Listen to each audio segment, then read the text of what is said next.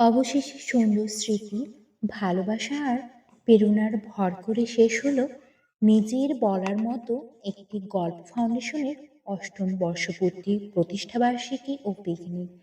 এই আয়োজন সবাই কোথাকার?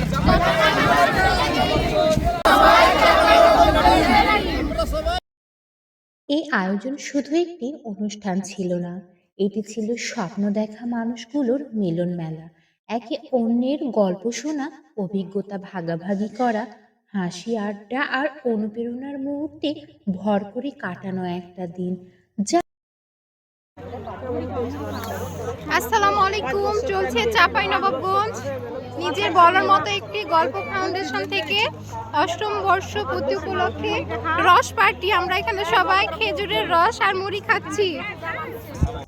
দিনটি বারবার আমাদের মনে করিয়ে দিয়েছে আমরা একা নয়, আমরা সবাই একে অন্যের। ৮ বছরের ফাউন্ডেশনের যে হাজার মানুষ জীবনের আলো জ্বালিয়েছে, আত্মবিশ্বাস ফিরিয়ে দিয়েছে এবং নিজের গল্প নিজে বলার সাহস দিয়েছে, এই আয়োজন তারও এক উজ্জ্বল প্রতিচ্ছবি। সবার উপস্থিতি, ভালোবাসা ও সহযোগিতায় দিনটি হয়ে উঠেছে আরও অর্থবহ ও স্মরণীয়।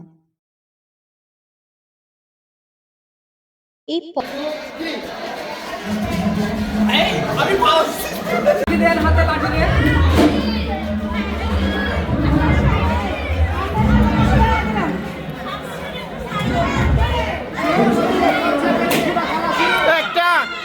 একটা একটা একটা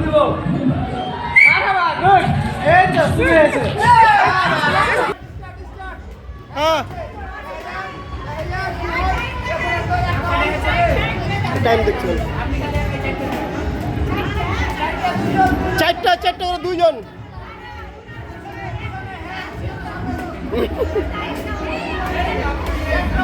যা যা যা যা একটা এক এক দুই দুই দুই দুই দুই দুই